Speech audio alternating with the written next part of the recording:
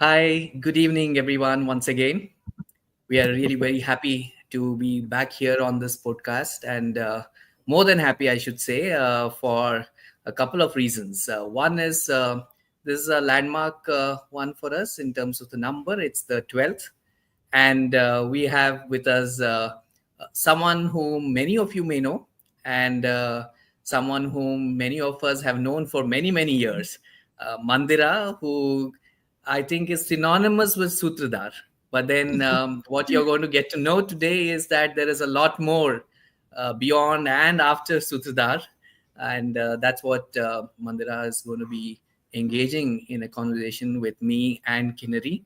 And Kinnari has known Mandira for a very long time. And Kinnari, I think, an introduction from you would be apt to start off with.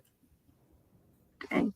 Yeah. Hello and welcome, everyone. A special episode once again with a very special guest.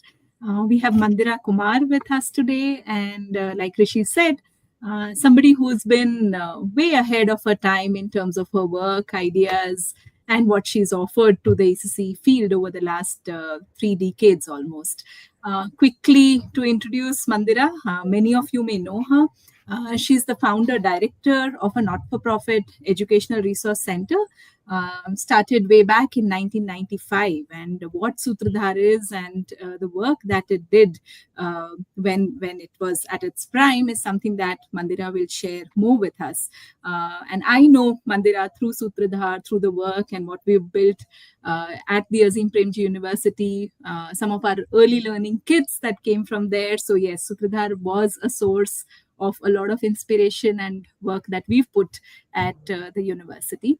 Mandira's also worked in her, younger days with Child Rights and You, CRY, with Avehi Abacus, Concern for Working Children Bangalore, several projects, and she has a MEd with specialization in educational media from Harvard University, USA, in the late 80s, and has degrees in pottery and basically from Mumbai. So I think we'll hear a lot more about Mandira's work. Mandira is somebody who's also contributed to early childhood policy in our country, early childhood curricula, again in the early 2000s when the country was still looking at ECC at its very nascent stage. Mandira's work has been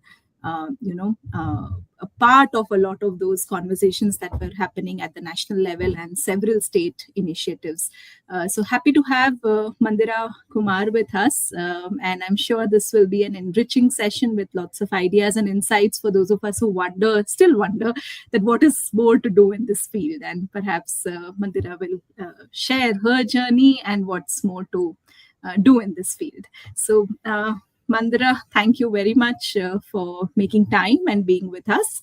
I must also tell our audience that we are also very happy that we have our first MA ECC batch of students in campus.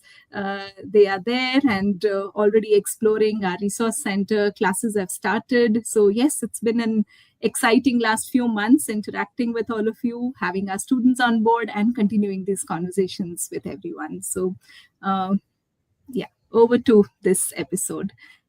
Rishi? So Mandira, as Kinnari said, way ahead of times on almost everything that you've done in this space. So let's begin with trying to take us or walk us down that memory lane. Even in terms of the branch of study that you picked in the 80s, education media. Something probably even today kind of makes us all wonder as to what is that domain and what do we do if we are going to study that domain. So can you start from there? How did that come about? Where is it that you heard about this branch of study? And if you can just begin walking us down that memory lane. Thanks a lot, Rishi and Kinnari, for having me here today.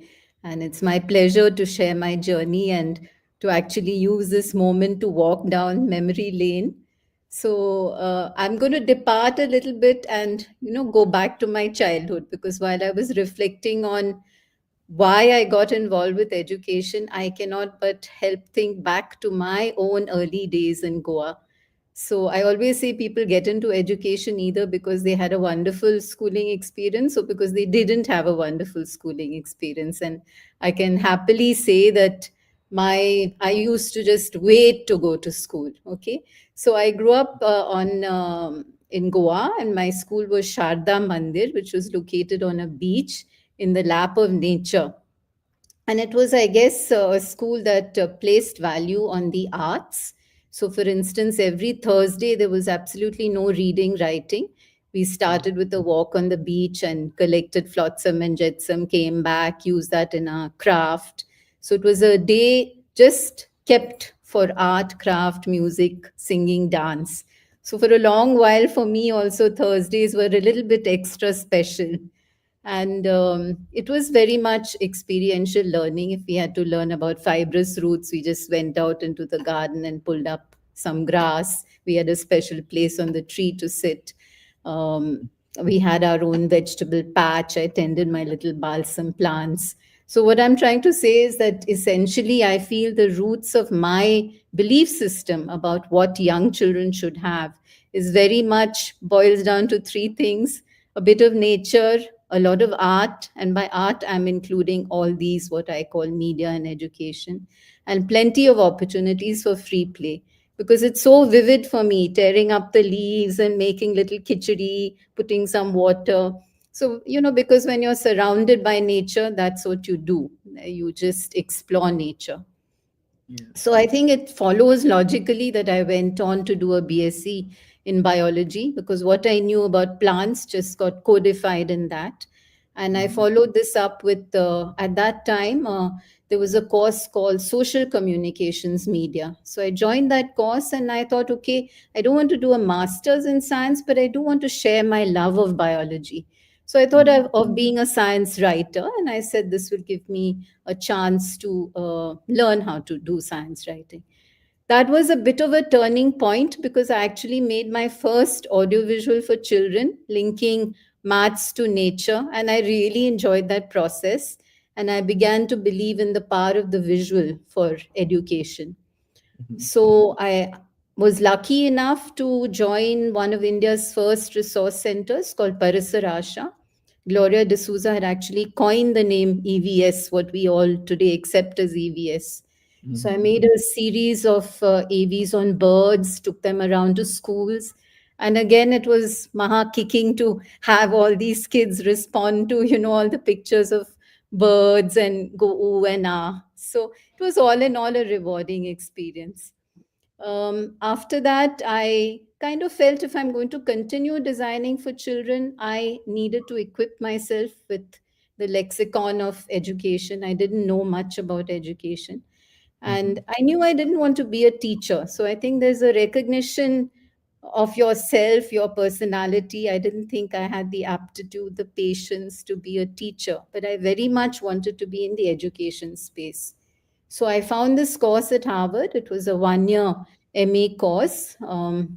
Educational media, educational technology, instructional design, they're sort of synonymous. So let's say I joined Harvard to do this course, but in the course of the course, I got exposed to people like Eleanor Duckworth. She had been a student of Piaget, a very good teacher, and she used to bring in, like, little children would come into the class, they'd be given blocks and they'd be Mhm. figuring things out, and Eleanor would make these interjections. So that seeing real life children, young children learn, made me feel differently about the learning process. I was also fortunate enough to take courses with Howard Gardner, multiple intelligences, arts education. So I can say that this period of doing this course definitely opened my horizons. So where I thought I was going to be doing digital media and film, I Mhm. also felt, Rishi, look at our country. There was no power, there was no electricity. So, though computer based education was touted as this big digital equalizer, I really Mhm. felt it was a bit far removed for our country as a solution. Right. So, wo sab karke, when I came back, the second turning point in my life, I would say, was this Mhm. wonderful opportunity to work with CRY, because Mhm. I traveled the length and breadth of the country. I met educators who were seeking solutions, working on solutions.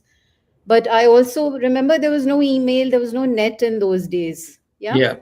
Mhm. So we are talking, the early 90s. Nobody had it. Maybe Yeah. 88, 89 is when I came back. Mhm. So I realized, say, if I visited one resource center in Calcutta, they were rewriting primary education textbooks, but they had Mhm. not heard of Eklavya or Eklavya's wonderful efforts to do Prashika, the primary education textbooks. Right. Similarly, CRY was supporting this resource center in Calcutta and another resource center in Pune, and both were making audiovisuals on water. Now, Oh. water is fairly similar. There's not Mm. that much localization needed. So all in all, I felt, I was like a honeybee carrying information from hither to there. There were gaps in education that we needed to understand, which we would only understand if we actually set up a central clearinghouse of innovations in education. And we Right. had already seen that happen in environment. We had Center for Science and Environment. We had women's resource centers. We didn't have an educational resource center that brought everything under one roof. Mm. So also there were very few ECE groups. There was mobile creches in Delhi. There was Center for Learning Resources in Pune. So what I perceived as that gap, I also saw it as an opportunity to make a contribution at a time when it makes a Mhm. difference, right? We all know early childhood is important. So, and the third thing that perhaps caused dissonance for me was that there was just no material in the classroom. Now, I had been tasked specifically by Ripon Kapoor to see. He said, Mandira, we are supporting all these balwadis, but I have a feeling there's not much going on. And it was Mm. true. There were charts, there was chart paper, there was thermocol, some coloring material. And if there was Mm. a smattering of books, it was completely disconnected from either, it had no cultural relevance, it had no rootedness, contextual relevance. So clearly, Right. again, I saw the need to have somehow make a difference and bring a little bit of meaningfulness into the education landscape. Right. So, broadly, I'll say, with all this in mind, when I left CRY, there was a cupboard full of innovations, innovative material I had gathered. It was lying Mm. in Bombay. I also want to say that during my tenure at CRY, I also designed, I made posters on Indian birds, Indian flowering trees, Okay. Indian butterflies. Again, pursuing, if you can see, my love of biology and my desire to link that to education. Yeah. So that is how I did education media, and that is how I arrived at the need for starting an entity like Sutradhar. And maybe to Wonderful. talk more about Sutradhar's work, maybe Kinnari can share some of the slides I've put together. That would help Yeah. Yeah, me. yeah. Yeah. As Kinnari brings that up, Mandira, another question is, today media, when you even utter the word media, it is so complex. I mean, so many Really. things comes to your mind. So when you did look at educational media, uh, how were things? I mean, again, I mean, we are talking half a century ago. When you're talking Really. when you when you were saying, and I said, yes, I mean, that must have been a time when you were also bringing things into media to, conceptualize something and say, okay, this is part of educational media.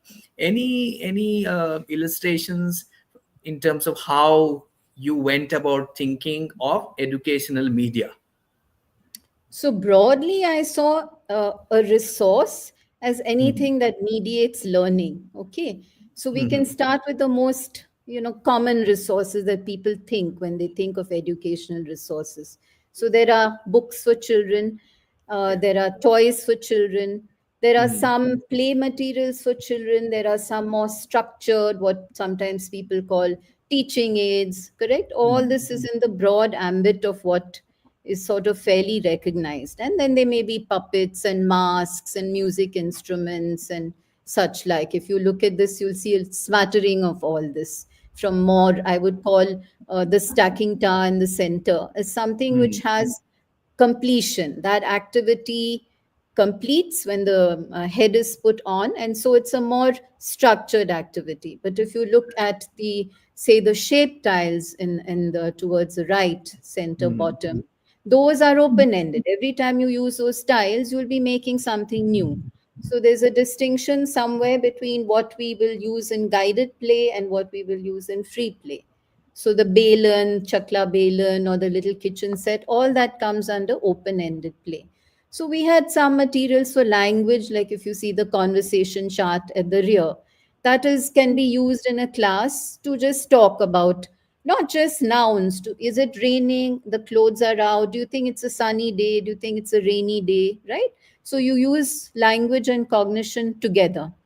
And you can see on the left is a little coir tortoise. So that's also a folk toy which has a little bit of texture, because you know when you have young children, you want them to have the tactile experience. You don't only want plastic. So you want some wood, you want some coir, you want some cloth. So apart from these structured materials, in my notion of educational media is also all the found objects and the natural material. You have entire Scandinavian programs completely based around water play and sand play. Does it cost anything? No. And you know, all around you are seeds and stones and pebbles and leaves. And they're wonderful books. We used to sell a book called Preparation for Understanding, which just uses this kind of material.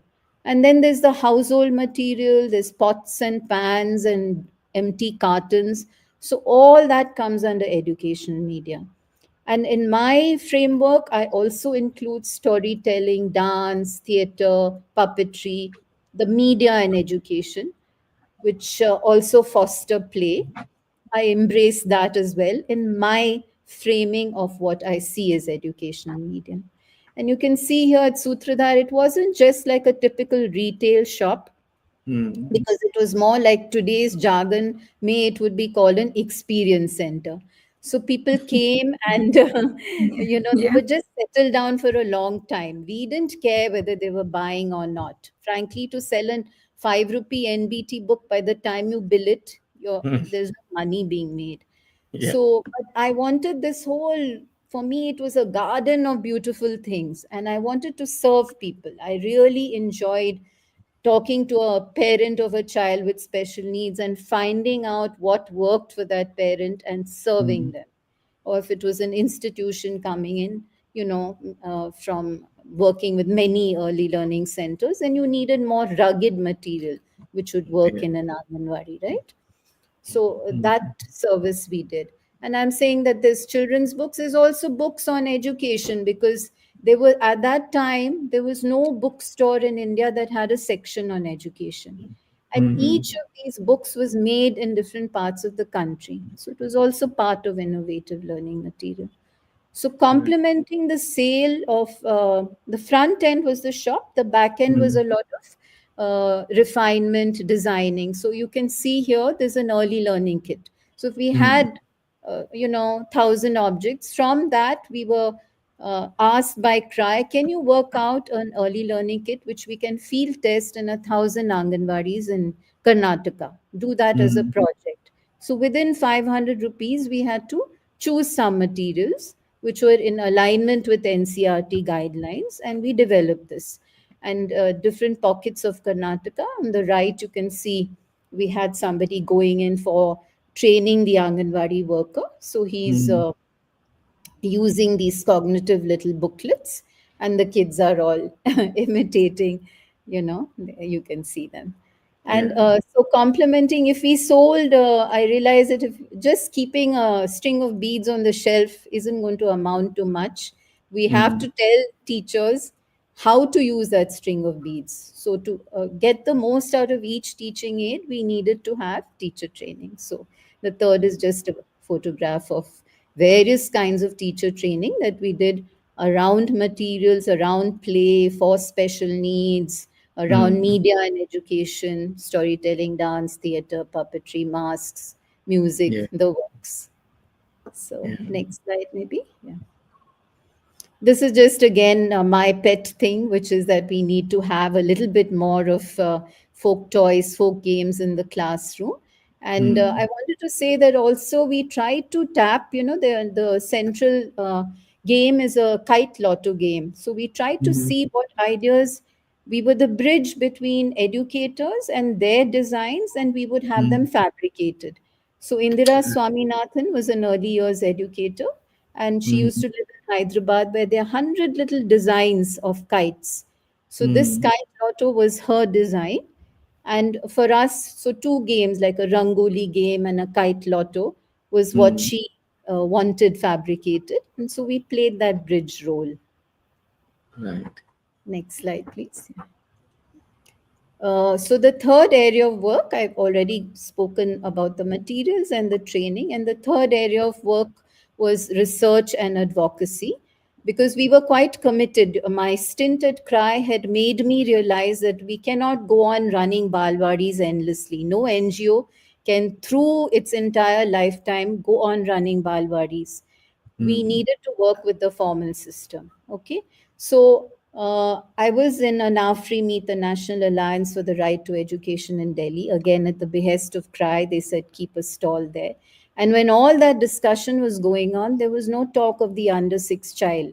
So at lunch, I went up to Devika Singh of Mobile Creches and I said, Devika, kya ho raha hai? There's just no charcha about the young child. So she said, yes, we have to advocate for the young child. Then she told me about Forces. She said, we have initiated a network called Forces, Forum for Creche and Childcare Services. And if you're interested, I can come and you can be the convener and start this network in Karnataka. So that's what we did in 2001. We started it. She came, she had an orientation. So all the groups in Bangalore at that time, most of the groups were working in health, disability, child rights, child labor. Very few were working in ECE. So by bringing them together, women's groups, we said, look, weave this young child into your agenda. And I thought a good activity to do would be to take up a study of the Anganwadis, because everyone could look at it from their little lens. So, Yeah. 37 urban Anganwadis and peri-urban we studied in 2002. This is just a photograph to show you. So it was a slightly desultory situation. I don't want to go down that path. There were no drinking water, no toilets, no teacher, no Anganwadi worker, no helper, etc., etc. So it was an experience, again, you could say, an opportunity to contribute and think how we can make a difference. Much later, to complete that cycle, let me talk about the status report on the young child, which I think was a very solid document that we worked on. Because as the convener, if you don't know where we are, how do you know where we are going to head? So I felt we needed a baseline document. So we commissioned this baseline document. So it started with, it adopted a life cycle approach. So everything from prenatal diagnostic testing, maternity entitlements, then the regular ICDS health disability. National data, state-wise data, and recommendations of what we could do to improve the situation in each of these subsectors that are part of ECCD or ECCE, right? Right. And the circle got completed in 2016, I'd say, where I still felt birth to 3, birth to 4 is what our group decided we should do, was not being addressed enough. And this completed my own learning at Sutradhar, because, Rishi, parents would just come, and like there were parents who wanted to buy encyclopedias for their 3-year-olds and who really had no clue what to buy. And also, I had come to this understanding that we were catering to a lot of special needs groups, and they actually have a very nuanced understanding of how children learn and how materials aid in the learning of young children. So I Yeah. started right from the start by consultations with special educators. And out of that grew this notion that we need a book with sections on identifying delays, because Right. about 10% of our children, due to intergenerational deficits of health, consanguineous marriages, are at risk for delays. And these delays, addressed early enough, you Mm-hmm. can compensate them. But Mm-hmm. provided parents and young educators know about these red flags and risks. So that sort of completed the journey of Sutradhar. Apart from that, we did a lot of, in the first 10 years, there was no writing on education in Mm-hmm. mainstream media. So we ran something called the Sutradhar feature service. Like you're doing the webinars, we used to have open forums. They Mm-hmm. might be on creches or anganwadis or different approaches to preschool education. So we would Yeah. have panel discussions and look at these issues collectively and then ensure that they were written up about in Deccan Herald and Hindu. Yeah. Wow. I So mean, Yeah. I should say thank you. I mean, of course, not. I mean, just for all that wonderful work, because of which I think today, we are doing what we are doing. Because if all of you had not started all that work then, I think we would have still been way behind in terms of what we are able to currently, do. So yeah, Kinnari. Yeah. No, I was just reminded of how vibrant Sutradhar as a place in Bangalore used to be. Like really Yeah. having grandparents sitting with the children, having the story days, and wonderful. I mean, and today when we look at this world of media and digital media around us, right? You realize that what is this in-person warm space that is really, really needed for children, and really. somehow it has vanished, right? So I was again to just further the discussion on media itself and the idea of play for young children. How do you see what digital media is doing today, right? As against the kind of early experiences that children should have. Yeah, your thoughts on that, Mandira, would be again useful for our audience. Yeah. So, Kinnari, I'm old fashioned. And I believe that what young children need to do, they need to move their bodies, they need to develop their fine motor skills, their gross motor skills, they need to socialize, develop their social emotional skills, they need to listen and they need to talk. Whom are they going to do that with? Human beings, I hope, and not a screen. So, everything that we want to inculcate and foster in early childhood does not need a screen. It needs people and it needs some playthings and some richness of the environment and the time of caring adults. So, in my opinion, certainly we should not in creches or anganwadis or private preschools have any screens. Those are uh, locales where we have some control. As far as the home goes, all we can do is have dialogues with parents, make them aware of the guidelines. Now, the Indian Academy of Pediatrics has come out with some guidelines. Much as we'd like to say that there should be absolutely no digital and social media, the reality is that there is a surround. There is television, there are phones, and post COVID, all the kids are far more tech savvy than they were earlier because some of them were using phones also for their learning. And now everybody seems to be, having data plans. And so I think there is a genuine risk of kids who do not, their brains are not old enough to self regulate. Uh, these fast moving images, often fairly, we don't know what kind of violence is embedded in these images. Also, when they watch cartoons, which is often what is switched on for them by sometimes by the nannies and the grandparents when the mothers are working, that's not very good for their language. It's not clear articulation. So there is a problem there.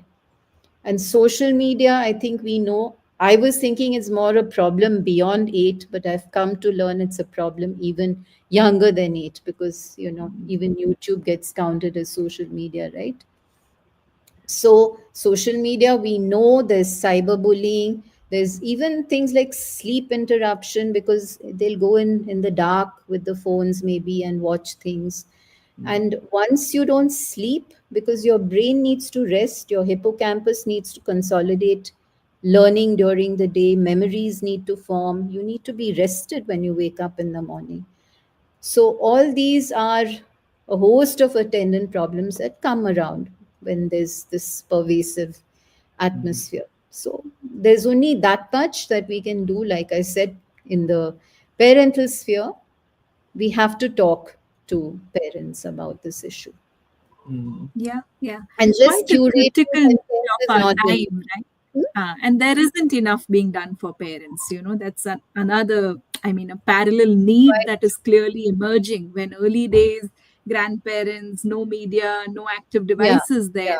yeah, I mean, there was so much more social interaction and reasons absolutely. to talk, reasons to tell Yeah, stories.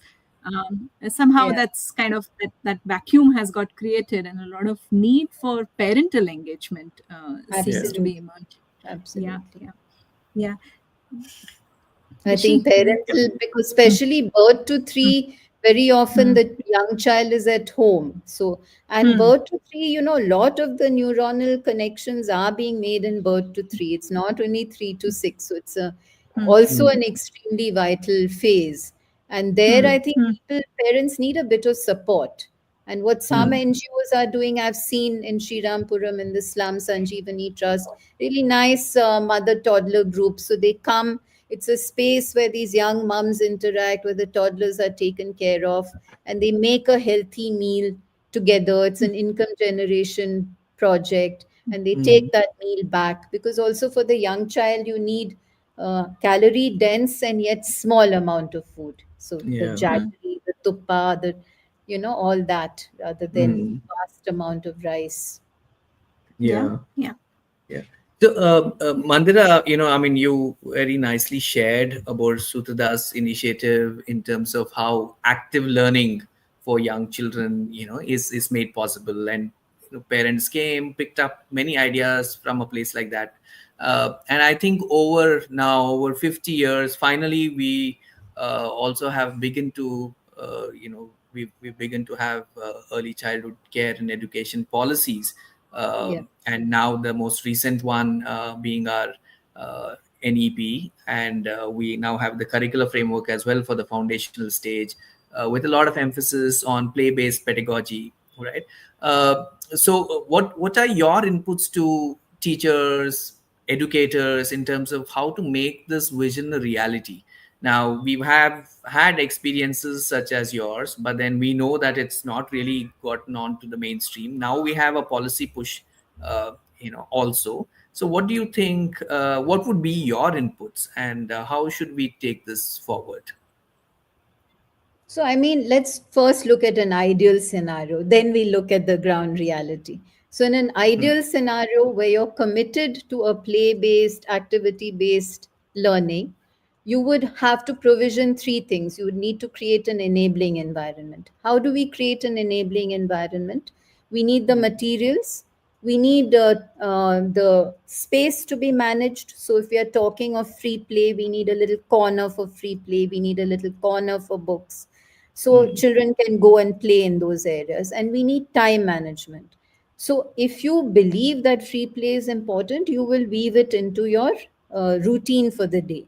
I was reading this, the book that Dr. Vinita Kaul and Suman Bhattacharya worked on, the Springer book 2019. Actually, they refer to the earlier study that Vinita has done, and the UNICEF 2017 study. So if you look at the three states, outdoor play is almost negligible. And Yeah. maybe that is a reality, that there is no outdoor space. And, even your pediatrician in an earlier talk had spoken about the fact that there are no playgrounds now. And looking at urban Anganwadis, for instance, they barely have enough space for the Anganwadi. There's no real outdoor space. So if there's no outdoor play happening, within the classroom, again, if it's in a rented small cramped accommodation, so there is a problem in the reality, and there's an ideal situation, and then the Anganwadi on the one hand and the private preschool on the other is giving in a little bit to parental aspirations, because parents are concerned that they want their kids to join a formal school. They really want reading and writing. And they believe if the children are doing writing in the workbook, that the child is writing. So I Mm, think, again, if we want a different kind of developmentally appropriate, play based, activity based learning, you have to find ways of talking to parents as well and various people within the hierarchy of the ECE system, because they need mm, to understand that, okay, like look at Montessori, actually by age 5 they are reading a bit, they are writing a bit, and it's not stressful, it's following the child. But they do the preparatory work of visual discrimination, auditory discrimination, getting the little fingers ready to hold the pencil, right? You don't mm, give a pencil before they're 4. So now I find there are very nice little clips on Pratham resources online which show you, mm. even at home, by shelling peas, by polishing the brass, what are the Yeah. kind of activities in the course of day to day life that the Mm, child can be involved with. So yeah. I think it's a combination of all this that is needed, you know, Mm, to yeah. Yeah. make the shift, because otherwise we are going to lapse into this terrible thing of homework, exams, tests, and writing away in preschool. Just Yeah. while the policy and intentions are saying one thing, the Mm, reality is quite different. And we know that kids are migrating at age 5 into private preschools. That yeah. trend is quite evident. Yeah. So, we need to understand how to combat this situation. True. Yeah. Yeah. I mean, it's a big concern because, as we formalize, in some sense, formalize education, into the early years, and there is this concern, and that is the reason why it's so very important that we have the right narratives and we have the educators pick up on those inputs. Uh, I mean, Sutradhar, in fact, Azim Premji Foundation is celebrating its 25th year, right, of work, and we can Kinnari and I have been with the organization for a long time. So when we look back, I mean, there's just so much of learning, just by doing many things, and just understanding the space. And Sutradhar also, more than 20 years of that kind of an experience. And so if you were to pick a few things which you think should really be those seeds which you want to sow, and spread all that nice things that you had in that long 2 decade journey, what would those be? Well, certainly, I do feel some sadness that we shut the shop, Rishi, because for a long time after that, I kept getting emails from old customers for Mm. years, I can say, on a weekly basis. Because so there count is me really. count me Hmm? on that. Sorry to interrupt. Count me on that. I didn't send an email, but I came back very disappointed with the gate closed. I just went and I didn't Correct. know. That's right. We didn't Please, know please exactly. continue. Suddenly one day there was no Yeah. Sutradhar open. Yes. Yeah. Yeah. Yeah. So it was when we had our closing sale, it was so warm because old customers would become grandmothers, came with their grandchildren. Many Mm, just came to sort of embrace the space for the last time. But mm, I would like to see. I mean, they will not have the first person disadvantage. They can pick up the baton from where we left it, and I'm more than happy to share where I'm at, because that would be a kind of legacy we would be passing on. So I hope if there's the right person listening, please mm, contact me for that. So more Sutradhars, definitely what we stood for, our core values, which were mm, play, experiential learning, diversity, because truly, whether it was our open forums or whether it was our breadth of materials, I believe in a thousand flowers blooming. I believe when we had our open forum, you could clearly see what are the mm, strengths of Montessori, what are the strengths of Waldorf, what are the strengths of Reggio Emilia. So I feel mm, everyone should cobble together good practices, implementable practices from each philosophy. And we were always selling, Gandhi, Tagore, Gijubai, saying that you should draw from them, draw from yeah, Piaget, Vygotsky, draw from our Indian thinkers, yeah, and all the grassroots people who've come up with little booklets on so many mm, things. Draw from all of that Yeah. and make your own. And I hope another, maybe we can go to the slide, Skinnery, on play. Sure. Um, uh, Yeah. Mm. it was there one before this, yeah. So of Yeah. course this is just saying that it doesn't start and end with play material. If you see these, who's there, there's the child, there's a parent or teacher, and there's the play material. And play is just crucial for everyone. From, you can see the ajis playing a traditional game in Koppal on the right, and you can see the little one in the top, and that's my little daughter in the middle playing peekaboo. So, Uh, so it's the parent child, and it could be a game or a plaything. That game mhm. doesn't need tangible objects. It's peekaboo, the first game that children play. So Mm. that's just saying that play is important for all ages. Maybe the next slide. Next slide, please. Yeah. And here I wanted to say that when you were talking about what would ought to be promoted in a center in terms of play and activity, I think the Mm. guided structure, they will give the children the puzzle to do. But Mm. free play, I think they have, most workers and preschool teachers don't, still have not internalized the power of free play. And outdoor play, if it's not there around the center, I think some conscious effort should be made to take the child to a park or a garden, because Mm. there's a lot that goes on when children play there. The whole negotiation of conflicts, taking turns. So, Right. in that sense, the whole body stimulation, the going and using large equipment is also important in Mm. how we construct activity and play. Yeah. Next, In fact, there's please. the question in one of our audience asking, the direct relationship with hands-on activity and cognitive processing. And I think something which you again and again would have seen on multiple occasions using, a variety of things that you were able to bring out. Language, thought, and it goes together, and the motor. Now if Mm. you're building using building blocks, you are putting Mm. a little block over a big block, something is tumbling, the next time you're doing it differently. So your motor skills are developing as you're figuring out how to use those blocks, right? Mm. And then the block becomes something else, it becomes a car. And when it takes on that pretend play, it's a car today, it's a little camera tomorrow, then that's also fostering your imagination, your creative thinking, your out of the box thinking. So Yeah. all the attendant benefits that we want in early childhood happen through free play. I also want to Mm. say that now here you can see that little child sleeping. Which one of us has not had a little doll or a little animal, a little security blanket that we feel attached to? So also Yeah. playthings, it could be a worn out little thing, but sometimes it gives that comfort.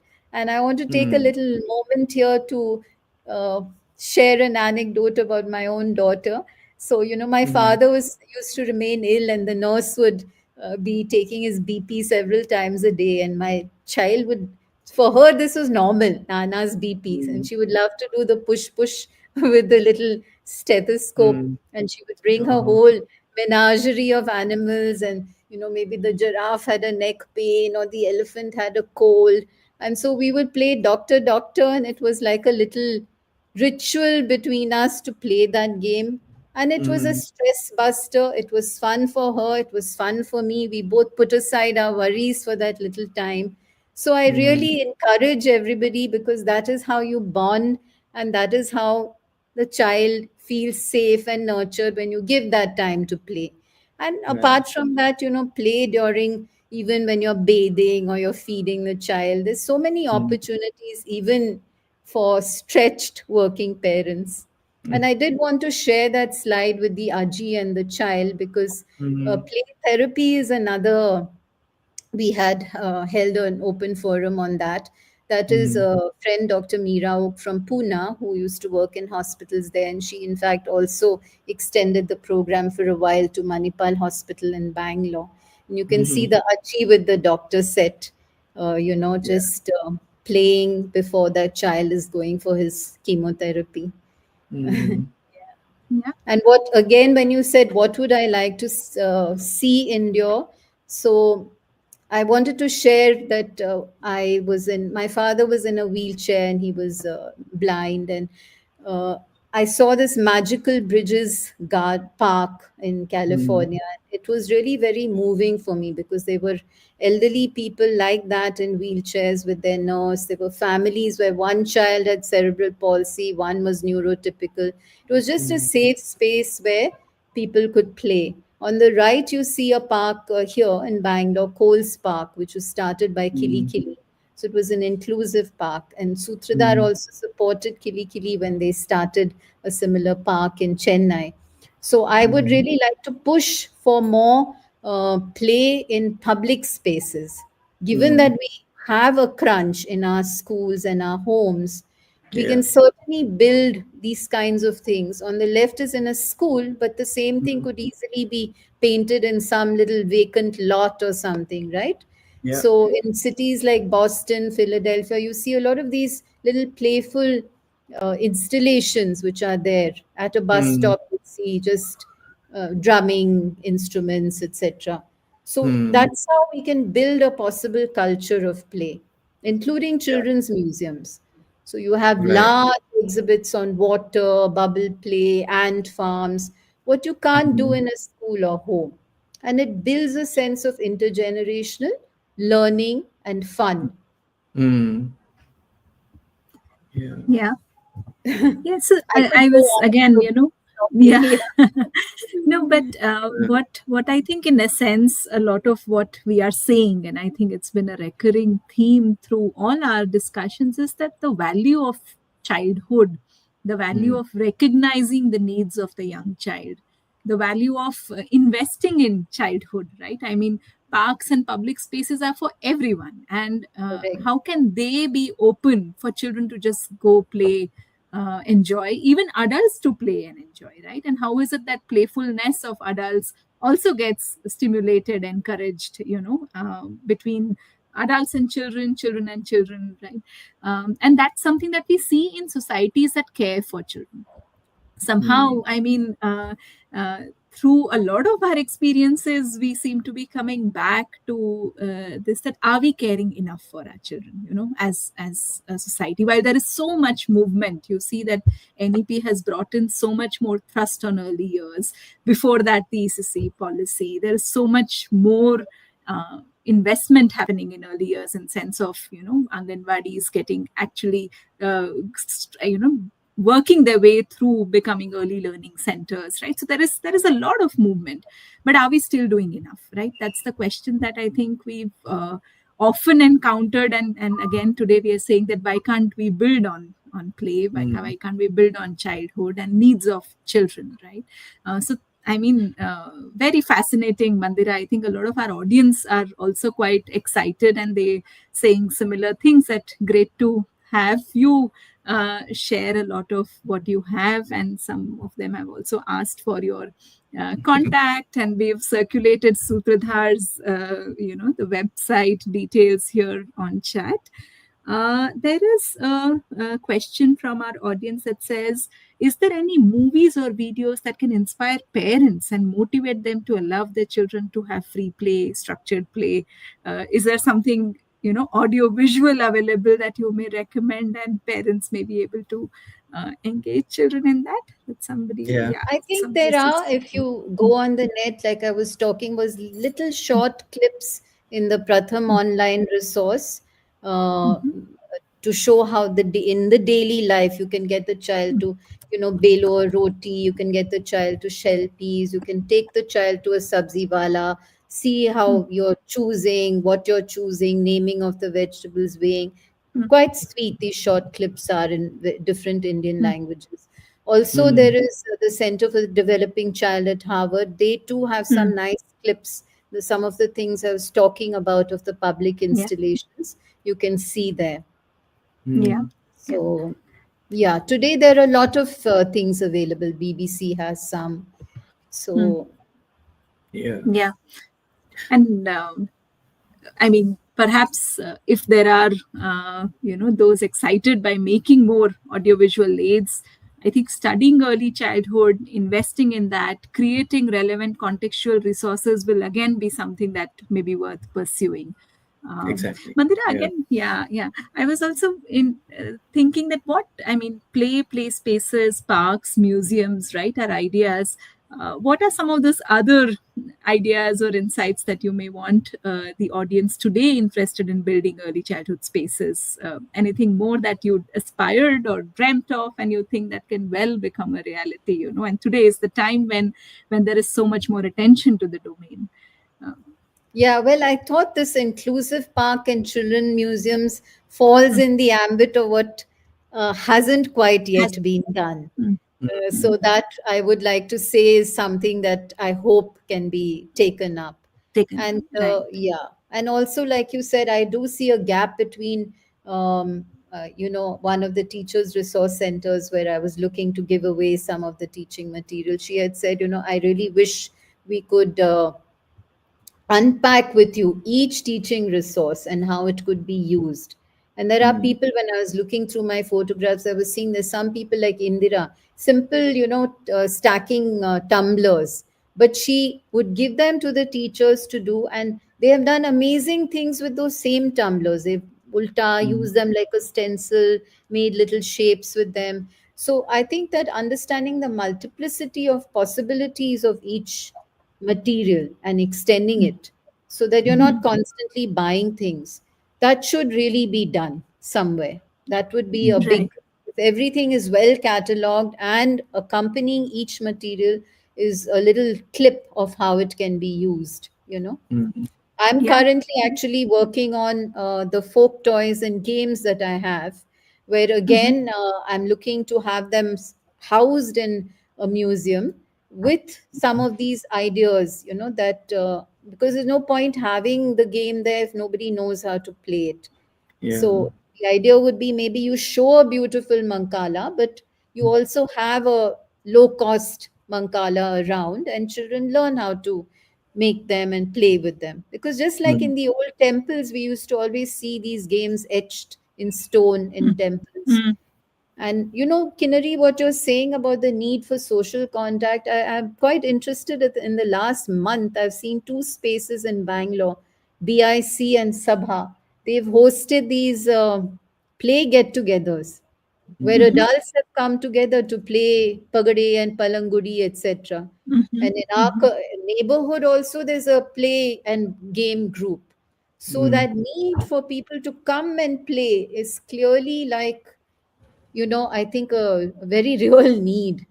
So it would be good to have more such things.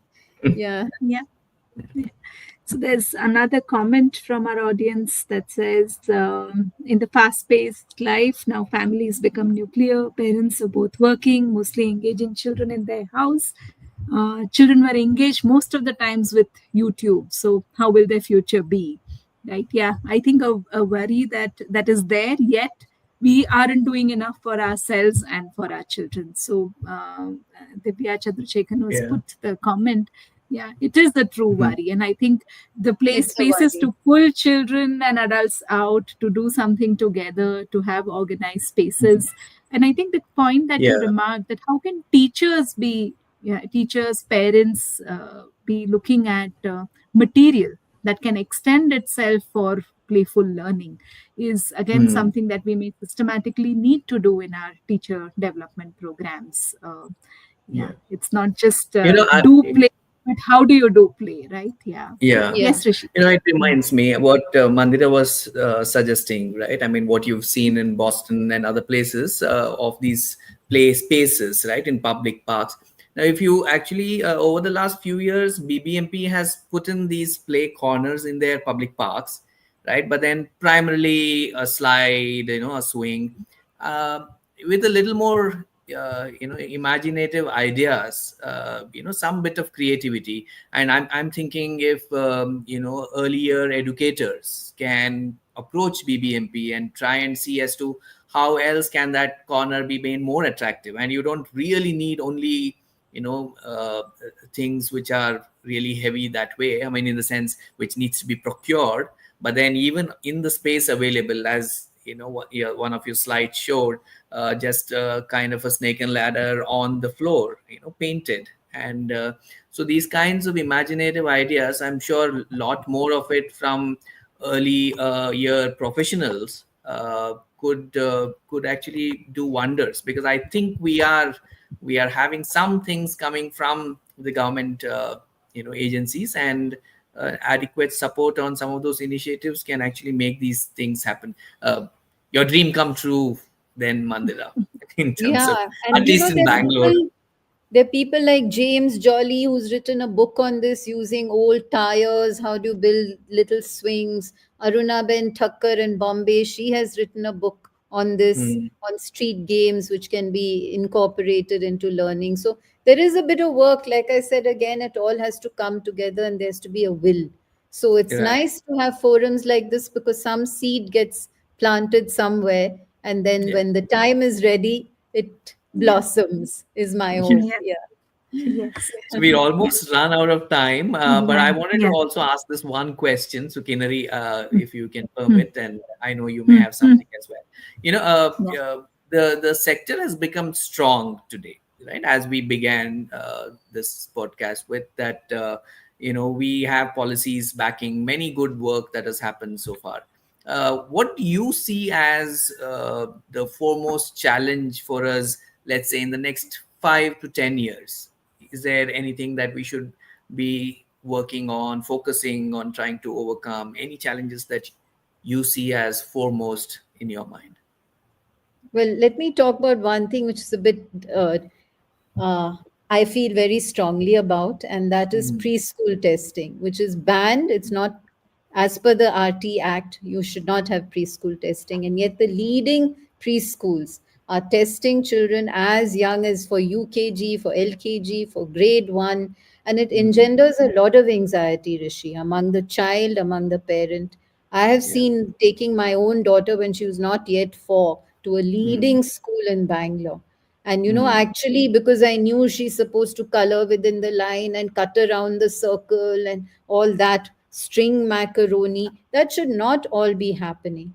You cannot mm, judge a child who's 4 years old and decide whether she is showing advanced skills and therefore take that child in, which is really not okay. That's one area where we need to collectively put our minds. yeah. Secondly, I think there's a long way to go in creches, because Mm, you see again in European and Scandinavian countries, if you visit, they are so well run. Some welfare states, of course, the state is running them.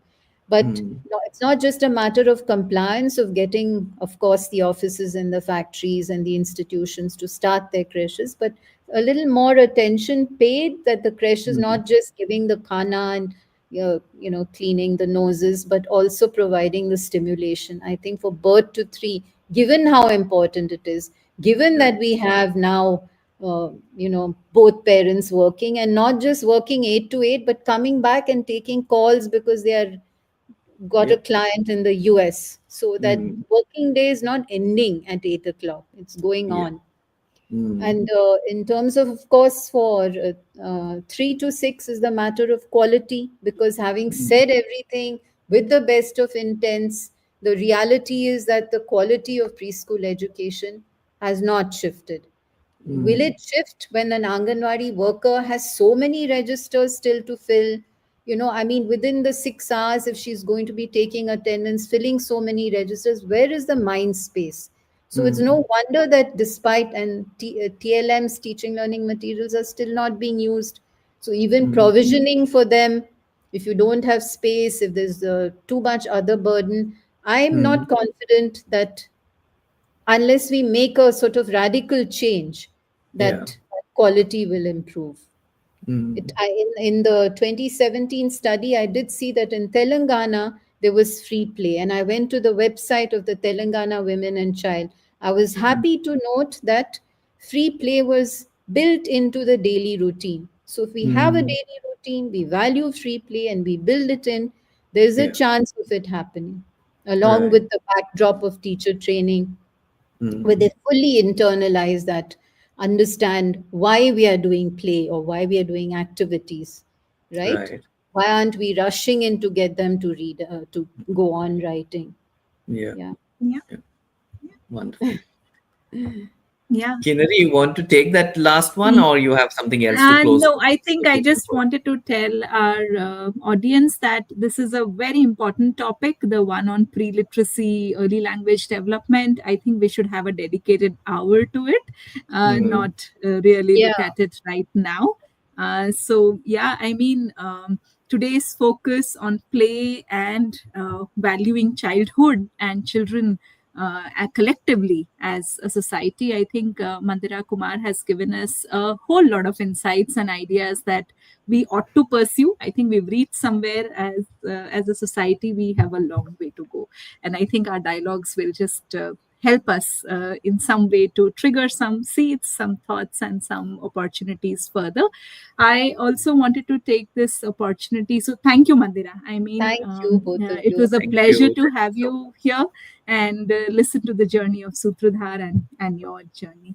Thanks so To much. our audience, to our audience, I just wanted to say that I think many of you have been very regular with us. So thank you for joining us each time.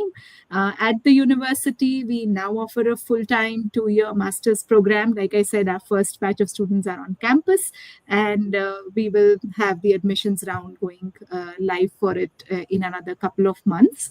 So if you have interested young aspiring individuals or even experienced individuals who want to pursue a degree in ECC, you must watch out this space and the website that we've just shared on the chat. For many working professionals, we run a range of diploma programs, right, in inclusive education, learning disability, teaching children with learning disabilities, and early childhood education. So that's again a space you may want to watch out, encourage teachers to apply, encourage curriculum developers to apply, encourage leaders of preschool institutions to apply, and invest time. I think what we need today is also a structured sense of what early childhood as a domain is. We do all have our ideas, or we think what 5-year-olds can do, 3-year-olds should be able to do, right? But there is so much more to young children and their development, which can be offered through and understood through structured programs. So at the university, these are some efforts, and we hope to have you all back in our next webinar, hopefully next month. I think there was another share that we did on the comments box is Mandira, you may have also seen it. It's a resource on play and early learning environments that we collated through a bunch of practitioners in the country as a result of our symposium. And it's an online free resource available on the university's website. You may want to take a look at it. Our audience who are in school spaces and want to work and see how play-based learning can be actually made possible. The book offers many ideas on what's actually happening on the ground and how to go about it. So yeah, that was the other announcement from my end. Yeah, Rishi, over to you. Now that's it. I mean, I'm here only to close once again by thanking Mandira, really from the bottom of my heart. And, it's really a pleasure to have had you walk us down that memory lane, your personal journey, the Sutra journey, so many insights for us as takeaways. And, all those suggestions that you have given us, I'm sure, these are seeds now, not just us, but our audience will also start sowing, and very soon we'll see a lot of beautiful things is the hope with which we can close. So thanks, audience. We will keep you informed on when our next one would be. Yeah. Thank you. Thank you. Bye-bye. Good evening.